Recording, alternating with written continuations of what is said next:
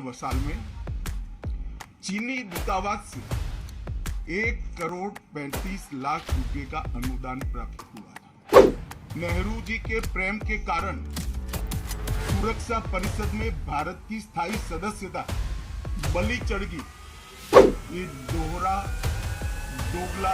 रवैया जनता के सामने नहीं चलता है। कल अपने सेना के जवानों ने जो 8 की रात को और 9 की सुबह को जो वीरता दिखाई है, मैं इसकी पूरी प्रशंसा करता हूं। जब तक भारतीय जनता पार्टी की मोदी सरकार चल रही है, 1 इंच जमीन पर भी कोई कब्जा नहीं कर सकता।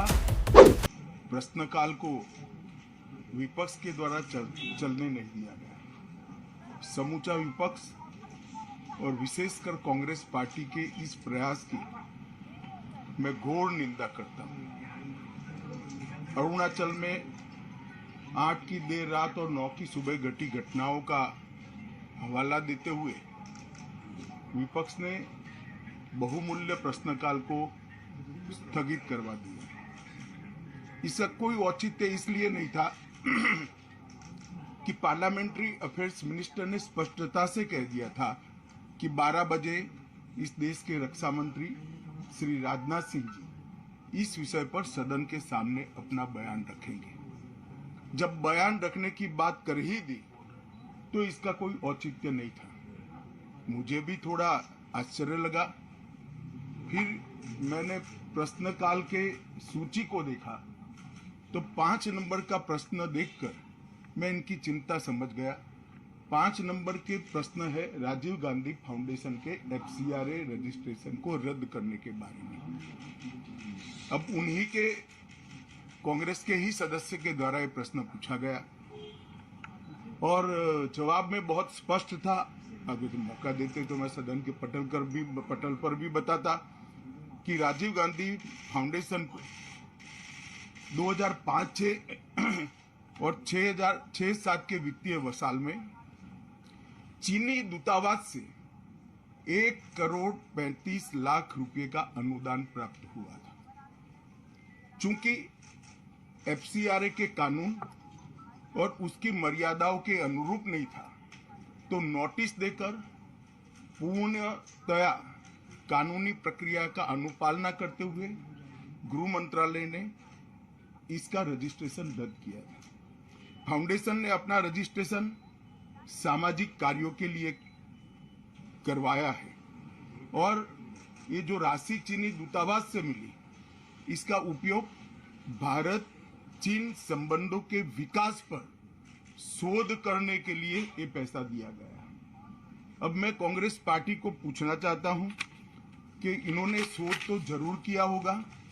क्या उनकी शोध में 1962 में जो हजारों हेक्टेयर भूमि भारत की चीन ने हड़प ली, वो शामिल था क्या? और शोध इस पर किया तो रिपोर्ट क्या आई है?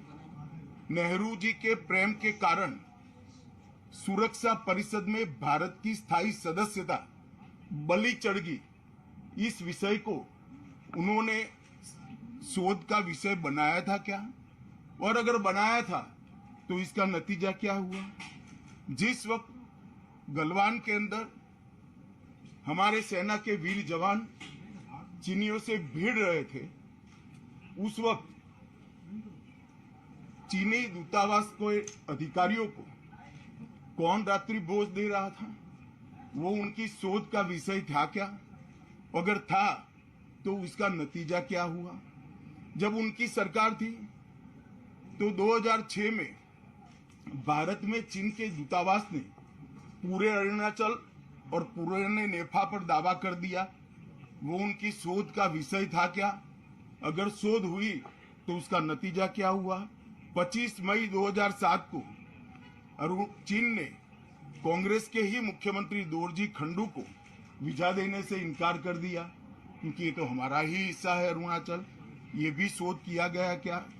13 अक्टूबर 2009 को मनमोहन सिंह की अरुणाचल यात्रा पर चीन ने आपत्ति जताई, वो आपने जांच किया है क्या? और 2010 में चीन ने जम्मू कश्मीर के लोगों को स्टेपल वीजा जारी करने की प्रथा शुरू की, ये भी कि आपका शोध का विषय था। 2011 में कांग्रेस सरकार ने चीन की धमकी के बाद हमारे रोड और वाइटल बॉर्डर इंफ्रास्ट्रक्चर्स का निर्माण डैम चौक में रोक दिया। ये क्यों रोका गया, इसकी भी शोध की है। मैं कांग्रेस पार्टी को पूछना चाहता हूं, ये दोगला रवैया जनता के सामने नहीं चलता है। जनता सब देख रही है। आपके परिवार द्वारा चलाया गया फाउंडेशन, उसका FCRA रजिस्ट्रेशन चीन की दूतावास से मिले हुए अनुदान से समाप्त हुआ है। आपके ही समय में हजारों किलोमीटर भूमि अवैध रूप से हमसे हड़प ली गई है। आपके ही समय में हमें मिली हुई सुरक्षा परिषद की सदस्यता आपने निजी संबंधों को बनाने के लिए चीन की भेंट कर दी है। ये सारी जनता ये सभी विषयों को जानती है। मैं इतना स्पष्ट कहना चाहता हूं कि भारतीय जनता पार्टी की सरकार है, नरेंद्र मोदी इसके प्रधानमंत्री है, और जब तक भारतीय जनता पार्टी की मोदी सरकार चल रही है, 1 इंच जमीन पर भी कोई कब्जा नहीं कर सकता। कल अपने सेना के जवानों ने जो 8 की देर रात को और 9 की सुबह को जो वीरता दिखाई है, मैं इसकी बुरी प्रशंसा करता हूं। इन्होंने घुसे हुए सभी लोगों को कुछ ही घंटों में वापस खदेड़ दिया और हमारी भूमि का रक्षण किया है। हाँ, राजीव गांधी फाउंडेशन के FCRA लाइसेंस रद्द होने का एक दूसरा भी कारण था।